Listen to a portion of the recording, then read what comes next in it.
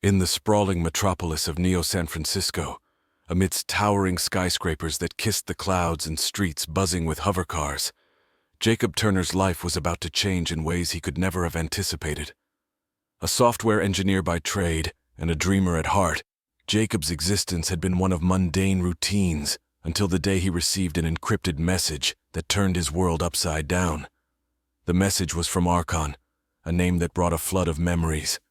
Archon, a Bluvian from the distant star system of Zeta Reticuli, had been part of an interstellar exchange program aimed at fostering peace and understanding between Earth and the Bluvian civilization. It was during this program, 3 years ago, that Jacob had met Archon. They had bonded over late-night programming sessions and long talks about the universe, forming an unlikely friendship. "Dear Jacob," the message began, "if you are reading this, it means I have passed on to the next existence, as per the customs of my people. In accordance with Bluvian tradition, and out of the deep friendship we shared, I have named you as the sole heir to my estate." Jacob's eyes widened as he continued reading. Archon had left him not only a significant amount of wealth, but also the stewardship of his 2 companions, Lyra and Mira, who were considered his wives in Bluvian culture. The Bluvians' views on relationships and family were vastly different from human norms, involving deep emotional bonds and mutual caretaking, transcending physical and romantic connections.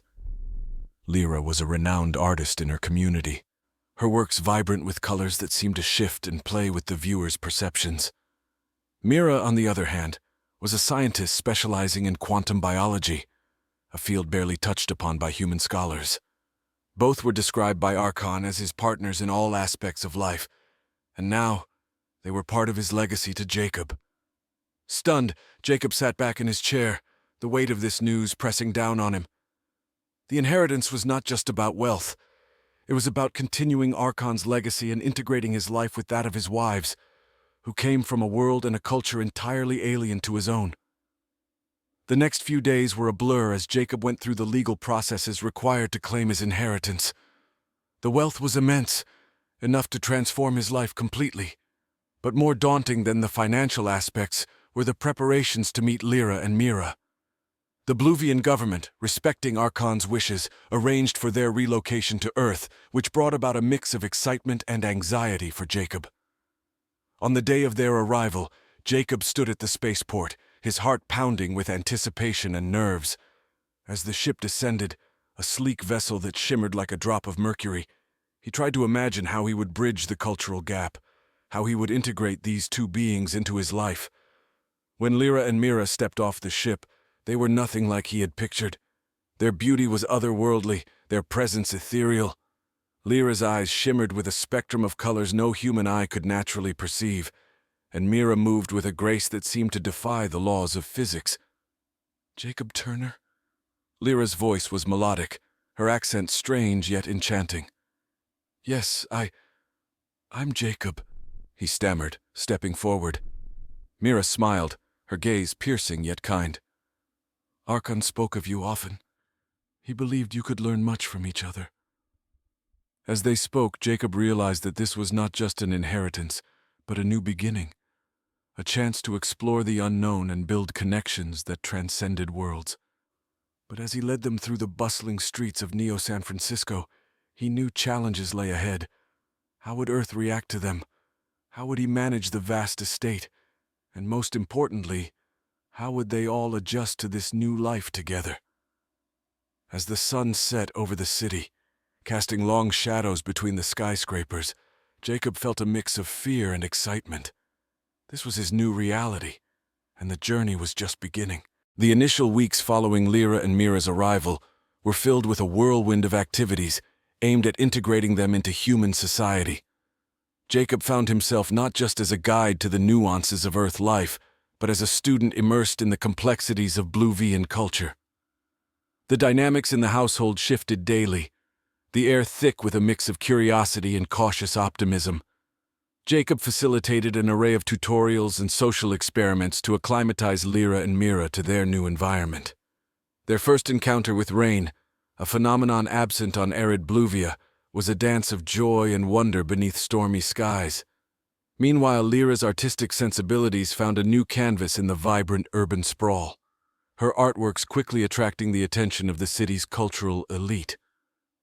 Mira, intrigued by Earth's primitive understanding of quantum biology, secured a position at a leading research institute, her innovative approach revolutionizing the field. As the days unfolded, the trio encountered societal challenges. Despite Jacob's wealth and the respect commanded by his technological prowess, the presence of Lyra and Mira stirred discomfort among neighbors and colleagues. Their ethereal beauty and serene demeanor, so different from human expressiveness, led to whispers of alien manipulation and hidden agendas.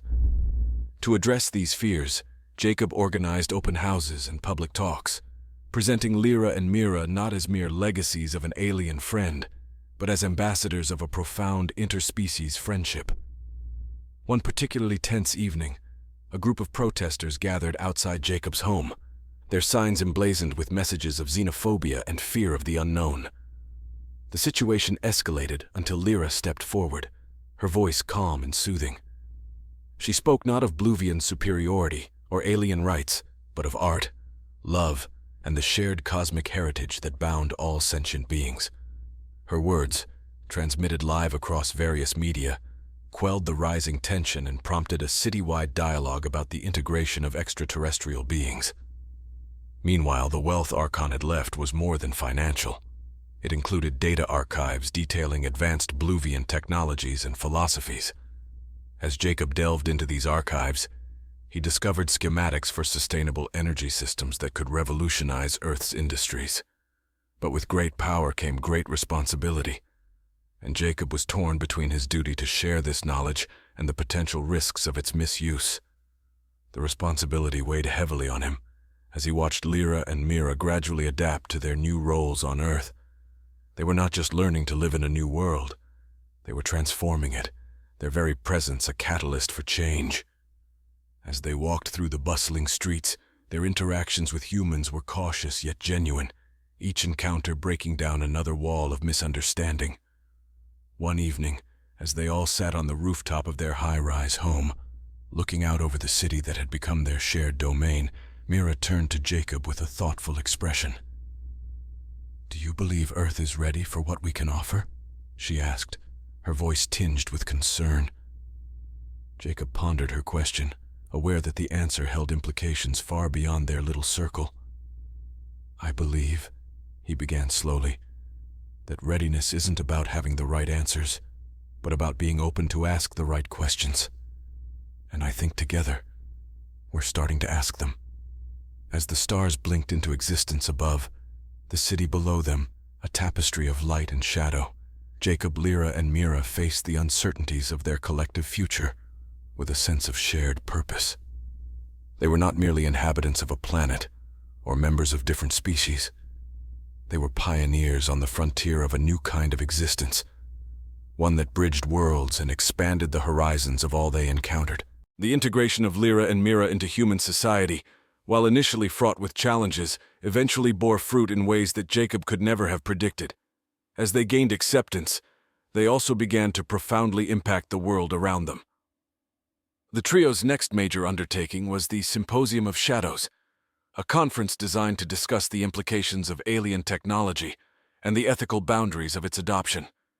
The symposium brought together leading minds from across the globe, including scientists, philosophers, politicians, and representatives from various alien races, a few of whom had been living discreetly among humans for decades. The event was hosted in the Grand Auditorium of the New World Institute, a structure renowned for its architectural fusion of Earth and extraterrestrial designs, symbolizing the new era of interspecies cooperation. Lyra opened the symposium with a keynote address that unveiled a new series of her artworks, each piece subtly infused with interactive nanotechnologies developed by Mira. These artworks reacted to the emotional states of viewers, changing colors and forms to reflect collective moods and thoughts. The display was not only a celebration of art, but also a demonstration of how technology could enhance human experiences and foster empathy. Mira, meanwhile, presented her latest research on quantum biology, outlining how quantum behaviors at the cellular level could potentially revolutionize medicine. Her findings suggested that with proper integration of Bluvia quantum techniques, it might be possible to significantly advance human healing processes, making treatments more effective and personalized. However, the symposium was not without its tensions. A faction of human purists, wary of the rapid encroachment of alien technology into human lives, raised ethical concerns. They argued that these advancements could lead to unanticipated sociopolitical shifts and possibly widen the gap between those with access to alien technologies and those without. During a heated debate, Jacob took the stage to mediate. He emphasized the importance of transparency and international cooperation in the adoption of alien technologies. These tools, these incredible gifts we've been given, they're not just mechanisms for advancing our own goals, Jacob explained.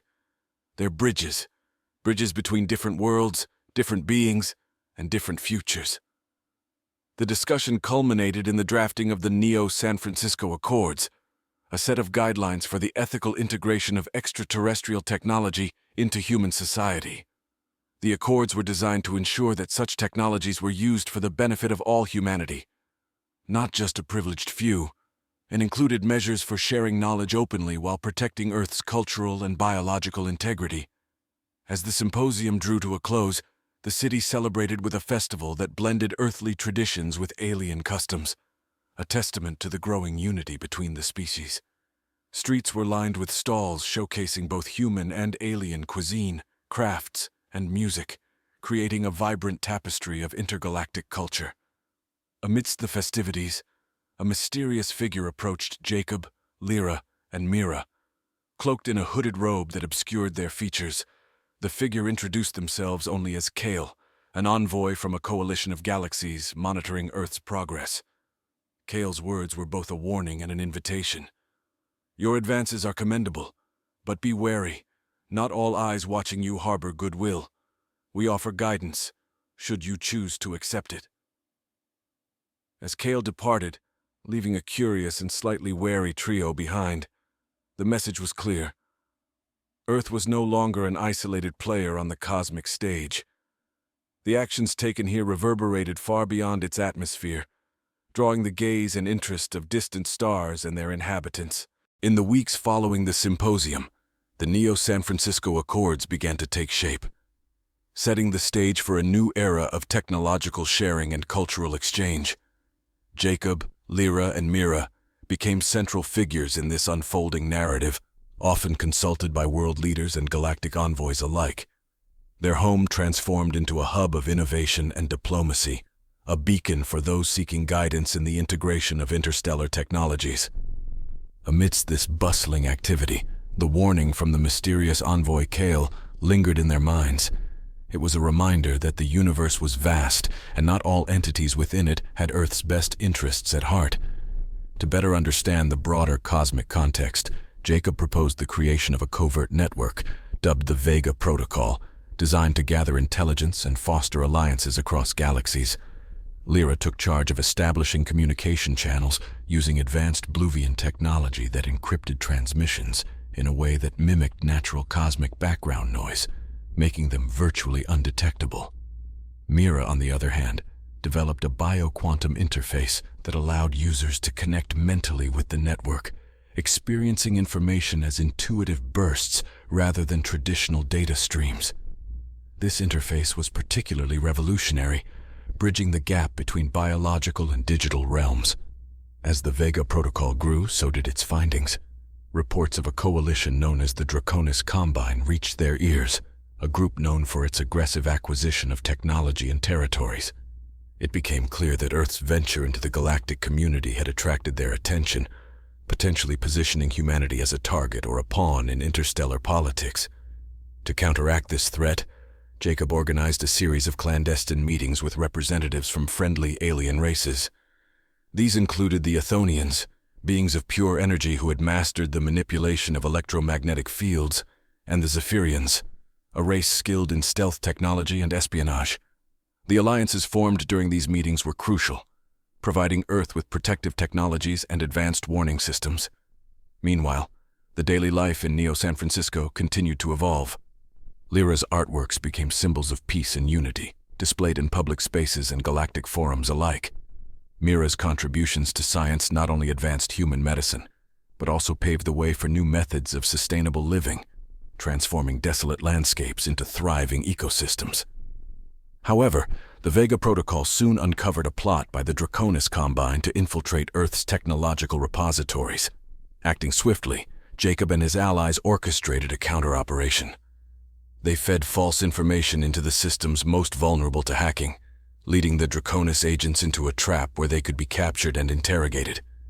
During one such operation, a Draconis agent was taken into custody, revealing under interrogation the vast extent of their network and their plans for Earth. The agent, a reptilian humanoid named Seer, eventually offered cooperation in exchange for asylum, claiming to have grown disillusioned with the Draconis Combine's ruthless tactics. The revelations from Seer were chilling yet invaluable, detailing not just the Combine's strategies, but also vulnerabilities within their ranks. This intelligence was used to fortify Earth's defenses and to send a clear message to the Draconis Combine and other potential aggressors. Earth was no longer an easy target, but a fortified member of the galactic community, backed by a network of powerful allies. As this complex web of politics and technology continued to weave around them, Jacob, Lyra, and Mira faced each day with renewed determination. They were not just protecting a planet, they were nurturing a burgeoning member of the cosmic society, crafting a legacy that would resonate across the stars. The establishment of the Vega Protocol marked a significant shift in Earth's position within the interstellar community, fostering a newfound respect among galactic civilizations. Yet the persistent threat of the Draconis Combine loomed large, a shadow over the burgeoning alliances and technological advancements. To bolster Earth's strategic position, Jacob, Lyra, and Mira initiated the Orion Spur project, an ambitious endeavor to create a coalition of planets within the local galactic arm. The Orion Spur, rich with diverse life forms and civilizations, was a microcosm of the broader galaxy. Its strategic importance was undeniable, serving as a vital link between dense star clusters and resource-rich nebulae. The project aimed not only to secure alliances, but also to establish a mutual defense pact that would deter any aggressive expansions by powers such as the Draconis Combine. As part of this initiative, Jacob and his team traveled to various planets, engaging with local leaders and populations. On the oceanic world of Aquarian, they negotiated with the Aquarians, a species whose entire culture revolved around the preservation of water in all its forms. The Aquarians were initially skeptical of joining a multi-planetary coalition, fearing the loss of their autonomy. However, Mira's breakthroughs in water purification and resource management technologies provided the necessary reassurance that their participation would bring benefits without sacrificing their cultural values. Next, they visited Peronia, a planet known for its harsh climates and fiery volcanic landscapes. The Peronians, beings adapted to extreme heat and capable of manipulating thermal energy, were intrigued by the prospects of sharing technology that could harness geothermal power on a grand scale. Lyra's diplomatic skills shone as she presented art installations that symbolically represented the Peronians' fiery spirit, intertwining their essence with the universal themes of strength and resilience. During their diplomatic tour, an unexpected challenge arose on the machine planet of Technis. The Technicians, a race of highly advanced androids seeking to understand organic life, initially viewed the coalition with cold logic as an unnecessary expenditure of resources. However, Jacob's deep knowledge of software engineering and AI allowed him to connect with them on a level of shared intellect and curiosity. He introduced adaptive algorithms derived from human creativity and Bluvian emotional matrices, showcasing the benefits of diversity in thought and culture. Amid these efforts, a distress signal from the tranquil planet of Elysia disrupted their mission. Elysia was under attack by a rogue faction of the Draconis Combine, intent on seizing its biotic resources. The quick response of the Orion Spur Coalition, powered by the strategic and military resources shared through Jacob's earlier initiatives, was decisive. The coalition forces, led by Athonian energy tacticians and Zephyrian stealth pilots, repelled the invaders, saving Elysia and demonstrating the strength of their united front.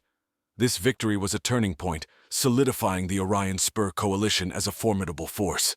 The success of the rescue operation reverberated across the spur, drawing more worlds into the coalition. The message was clear. Unity provided not only mutual protection, but also a shared prosperity that could withstand the ambitions of any predatory empire. Back on Earth, the triumphant return of Jacob, Lyra, and Mira was celebrated with a festival of lights, symbolizing the bright future that lay ahead. The festival saw an unprecedented assembly of representatives from across the Orion Spur, each bringing their own traditions and technologies to share. It was a spectacle of unity and diversity, a testament to the potential of collaboration across the stars. As the festival drew to a close, the coalition stood at a new dawn, an interstellar alliance ready to face the challenges of the galaxy together, their destinies intertwined in the vast tapestry of the cosmos. With the Orion Spur coalition solidified and Earth recognized as a central hub of diplomacy and innovation, Jacob, Lyra, and Mira found themselves at the forefront of an unprecedented era of peace and progress. However, the success of their efforts also invited greater responsibilities.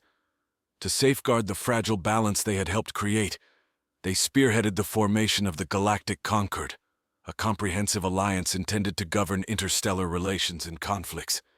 The inaugural assembly of the Galactic Concord was scheduled to take place on Earth, marking it as a neutral ground and a beacon of unity. Delegates from hundreds of planetary systems, each with their own cultures and agendas, arrived, turning the event into a mosaic of intergalactic diversity. The venue, a massive orbital platform above Earth, was a marvel of engineering, incorporating elements from various alien technologies, symbolizing a shared future. At the heart of the Concord's agenda was the creation of a legal framework that would oversee the ethical use of technology and the enforcement of peace across star systems. Mira played a key role in drafting these regulations, drawing from her experiences with the Neo-San Francisco Accords. Her proposals emphasized sustainability, the free exchange of ideas, and the protection of indigenous cultures against exploitation. Lyra, meanwhile, orchestrated cultural exchanges during the assembly, showcasing art and music from across the galaxy. These events served as more than mere entertainment. They were a bridge, connecting hearts and minds, reminding all attendees of the shared joy and beauty that could flourish from unity. Her exhibitions included interactive installations that adapted and morphed in response to the diverse emotional spectra of the audience, becoming a powerful symbol of communal harmony. Jacob, tasked with the security and logistics of the assembly, implemented a series of protocols using the Vega network. The network now functioned as a galactic early warning system, monitoring for any signs of aggression or subterfuge. It was a testament to Earth's technological prowess and its commitment to maintaining peace. As the deliberations began, a critical issue arose: the status of the Draconis Combine. Following their numerous conflicts with coalition forces, their right to participate in the Concord was hotly debated. Advocates argued for inclusion as a means to reform and integrate the Combine into the galactic community, while opponents feared it might grant them unwarranted legitimacy and influence. During a tense session, a delegate from the Draconis Combine, a high-ranking diplomat named Thrix, made a surprising proposal. The Combine would agree to demilitarize and submit to Concord oversight in exchange for assistance in rebuilding their economies and societies. This gesture, facilitated by back-channel negotiations led by Jacob and his allies, marked a pivotal moment in the assembly, shifting the tone from confrontation to reconciliation. The final day of the assembly brought the ratification of the Concord Charter, a document that encapsulated the principles and commitments of the member worlds. The Charter was not just a set of rules, but a declaration of a collective future, aiming for a galaxy where conflict was an anomaly, not a norm. As the assembly concluded, the delegates departed with a sense of cautious optimism. The challenges ahead were immense, but the foundation laid by the Galactic Concord offered a pathway to a more stable and prosperous galaxy. Back on the orbital platform, as Jacob, Lyra, and Mira looked out at the stars, they reflected on the journey that had brought them here. From the unexpected legacy of an alien friend to the leaders of a galactic renaissance, their lives had transcended their humble beginnings. Earth, once a lone wanderer in the cosmic void, was now a lighthouse, guiding the galaxy toward a brighter, shared destiny. The echoes of their efforts would resonate across space and time, a legacy of peace forged in the heart of the stars.